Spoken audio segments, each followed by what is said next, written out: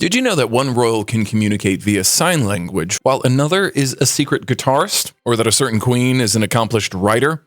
If these facts surprise you, then wait until you see the other unexpected talents that lie within the world's most prestigious families. Therefore, in today's video, we're talking about the 15 royals whose unexpected talents and passions will make you see them in a whole new light. So without further ado, let's begin. At number 15, we've got King Harald V of Norway. You'll be amazed to know that he's an accomplished sailor, a passion he inherited from his father and grandfather. But did you know that his sailing career has been kept under wraps for decades? He's also represented Norway in yachting at the Summer Olympics in Tokyo in 1964, Mexico City in 1968, and Munich in 1972. He carried the Norwegian flag at the opening parade of the 1964 Summer Olympics. With his sailing crew, King Harald won World Championship bronze, silver, and gold medals in 1988, 1982, and 1987, respectively. In July 2005, he and his crew won the gold medal at the European Championship in Sweden.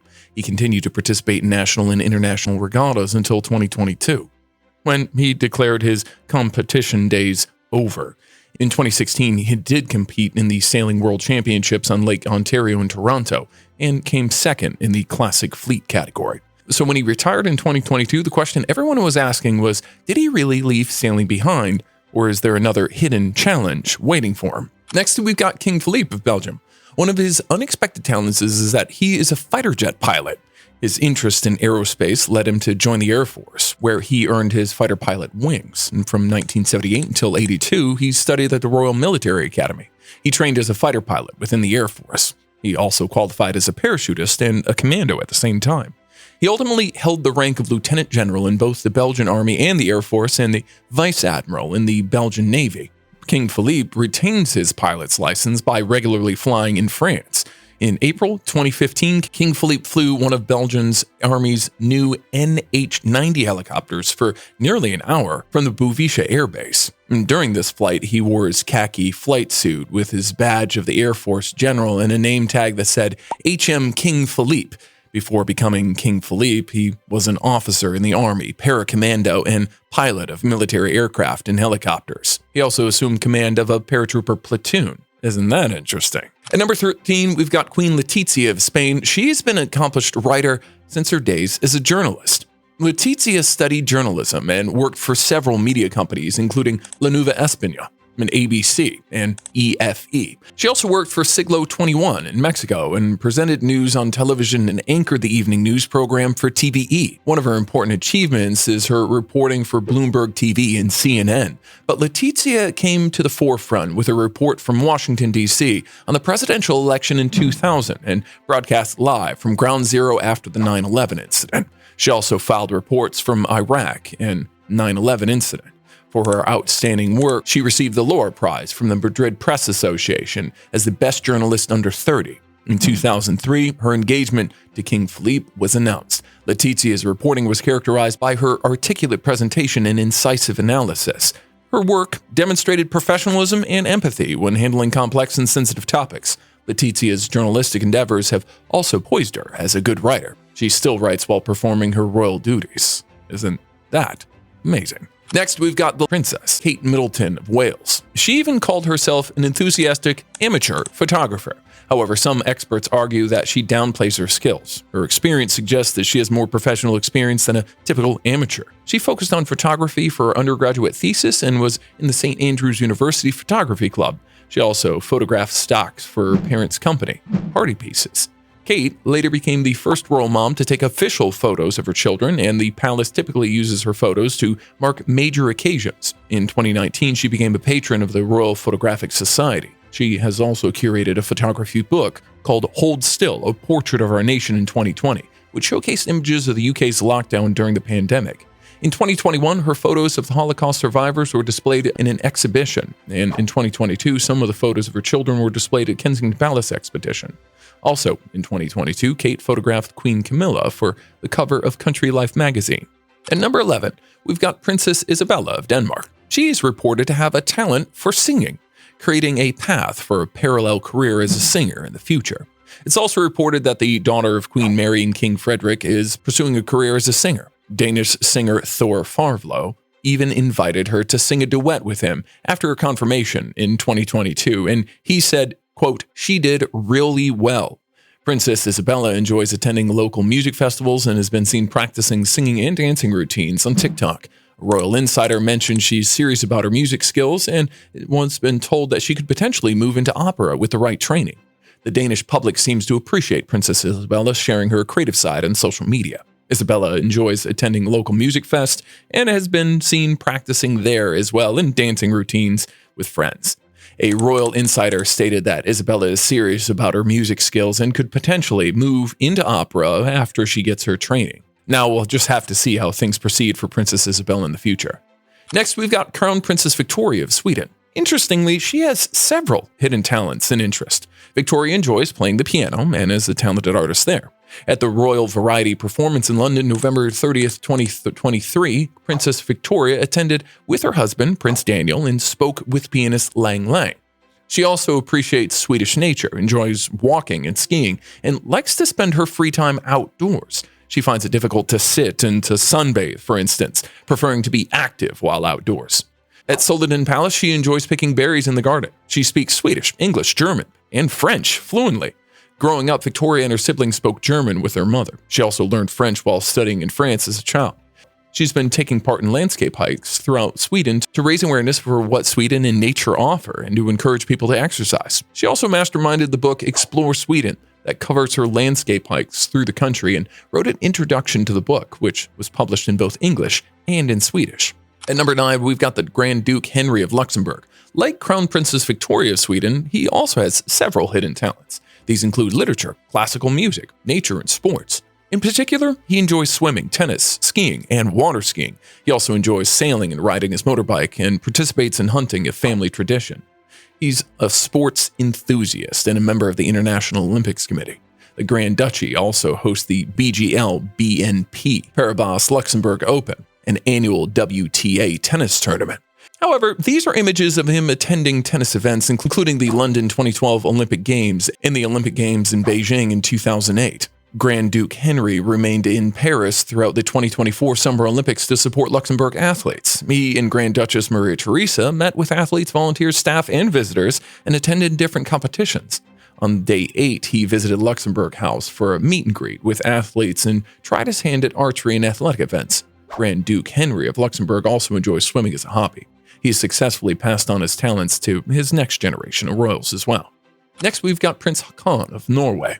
One of his hidden talents is that he's an accomplished hiker. In Ireland, Crown Prince Haakon went on a 3-hour hiking tour to the Fagradalsfjall volcano area with Iceland's president. He is also an advocate for outdoor activities and enjoys an active lifestyle that includes walks and outings in Norway's natural surroundings. He promotes Norway as a destination for winter activities and tourism by sharing his own experiences. He's also an advocate for active daily lifestyle involving walks and outings in the beautiful natural surroundings in Norway. Who can blame him? In 2015, he was the Royal Patron of the Year of Outdoor Life and participated in several events throughout the year. He encourages people to engage in outdoor activities such as cross-country skiing, walking, sledding, camping, climbing a mountain, picking berries, fishing, and/or hiking. He believes that taking part in outdoor activities increases the quality of life and also improves our health. He's got his love for hiking from his mother, Queen Sonja, who's a renowned one for her own love of hiking. At number 7, we've got Princess Charlene of Monaco. The most fascinating fact about her is that she's talented and highly awarded as a competitive swimmer. She developed a passion for swimming at a very early age. In 1996, at the age of 18, she won the South African Championships. She also represented South Africa to 2000 Summer Olympics, where her team finished 5th in the women's 4x100 medley relay. At the same year, she won gold medal in the 200-meter backstroke at the Mare Nostrum International Swimming Meeting in Monaco. It was at this event that she met Prince Albert. She received 3 gold medals at the Albert II of Monaco World Cup and a silver medal at the Manchester Commonwealth Games. At the Swimming World Cup, she won gold medals in the 50-meter freestyle, the 100-meter freestyle, and the 4x100 relay. The swimming medal at the Commonwealth Games was for the 4x100 medley relay. Charlene regained her title as South Africa's 50-meter women's backstroke champion, finishing the 50-meter backstroke final in just 30.16 seconds. Next, we've got King Charles III of the UK. He has a lifelong passion for gardening and is a committed environmentalist, making him an ace gardener. His garden at Highgrove, his private home in the Cotswolds, has been thoroughly documented in 5 books.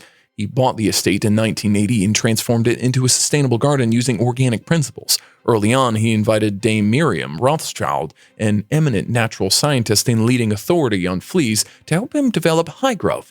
The gardens receive up to 40,000 visitors every year and include a sundial garden planted with delphiniums and a beech tree collection.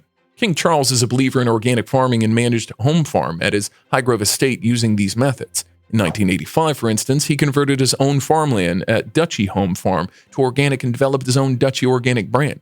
He also introduced organic farming practices to Sandringham Estate.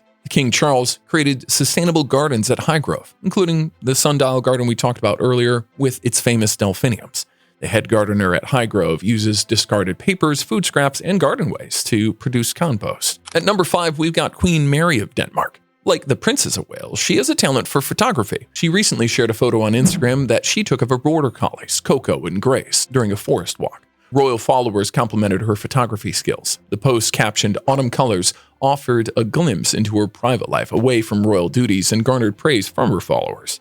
One follower commented, "So beautiful, the Queen takes great pictures," while others added, quote, "Very beautiful. The 2 border collies are also my favorite," complimenting the talented photographer Queen Mary. She also has taken civil and gala portraits. In addition to that, she also has been recognized as a style icon who's set a modern royal style template for the rest of the world. Her ability to appear relevant and glamorous while maintaining decorum has inspired younger royals and captured the attention of the public. As queen, she's embraced a more sophisticated casual aesthetic, a shift from her earlier, more casual style, which adds an entirely another layer to her and a talent as a photographer. Next, we've got Queen Maxima of the Netherlands. She's a creative royal as she plays the guitar and enjoys singing, though she says she only sings to herself. She finds joy in making music with others, believing that sharing the experience and creating music together is most fulfilling. Her family is musical and she enjoys making music with many people. She is the honorary president of More Music in the Classroom, and since 2015, she's been an honorary chair of the Ambassadors for Music at School platform. Maxima admitted that her, quote, family was musical, unquote. Aside from being a source of enjoyment, music also helped the Queen learn how to speak Dutch. She started with singing very simple children's songs and then started learning the language. She said that music gets into her brain much easier, so she got all the Dutch music that she could, and she just learned as much as she could that way. Isn't that an amazing story? Now we'll have to wait to see where her journey takes her as a musician, and it goes after this point in time. At number 3, we've got Prince Albert II of Monaco. The most fascinating, yet not so much talked about fact about him is that he's a professional bobsledder. He participated in bobsled at 5 consecutive Winter Olympic Games from 1988 to 2002. He competed for Monaco in both the 2-man and 4-man events. His best finish was 25th in the 2-man bobsled at the 1988 Calgary Games, and Prince Albert was Monaco's flag bearer at the 1988, 1994, and 1998 Winter Olympics. In 1987, he founded the Bobsled, Toboggan, and Skeleton Federation of Monaco. He's also a member of the International Olympic Committee of IOC since 1985 and the chairman of the IOC Sustainability and Legacy Commission. In 2017, Albert gained OLY post-nominal status under his competition name of Albert Grimaldi. Prince Albert was inspired to compete as a bobsledder after seeing the sport and receiving a gift from his mother, Princess Grace Kelly. He went to different driving schools to learn how to drive, sled, and to train for the event. The story reveals his love for winter sports while performing his royal duties. Next, we've got King Abdullah II of Jordan. King Abdullah II of Jordan is an enthusiast for adventure sports. The Royal Aero Sports Club, founded by him in 1997, promotes aero sports in Jordan. Travelers can discover Aqaba, or Wadi Rum, from a 2-seat aircraft, or fly above the rock formations of Wadi Rum in an open aircraft. Aqaba offers opportunities for speedboating, scuba diving, snorkeling, sailing, fishing, swimming, water skiing, and windsurfing. It also has a taste for Harley-Davidson motorcycles. The king mentioned having something similar attached to the top of my motorcycle helmet when shown a miniature 2-lens 360-degree camera. Additionally, he enjoys diving and parachuting. He also recommends Wadi Mujib for adventure tourism, which involves swimming, climbing, and navigating waterfalls, of course. He also has a taste for auto racing. He's also into rock climbing. Once, while commander of the Special Forces, some of the soldiers found ancient buildings while mountain climbing at their ranger school in the north. This shows his love for adventure sports while performing royal duties. And at number 1, we've got Princess Kako of Japan. The fascinating part about her is that she is a sign language communicator. She's been learning sign language from an early age, likely influenced by her mother. She uses sign language on a daily basis in her work as a part-time contract employee of the Japanese Federation of the Deaf. She's expressed her wish for mutual understanding in sign language at a sign language speech contest in Tokyo. She addressed the audience in sign language for about 5 minutes, sharing an episode about a person with hearing difficulties affected by the Noto Peninsula earthquake. She hopes people will gain a better understanding of various languages, including sign language, and of different backgrounds and situations.